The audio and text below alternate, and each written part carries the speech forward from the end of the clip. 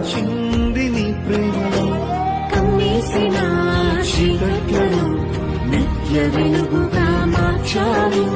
సర్వస్వము నా కోసము శిలువపై ధార పోసావు.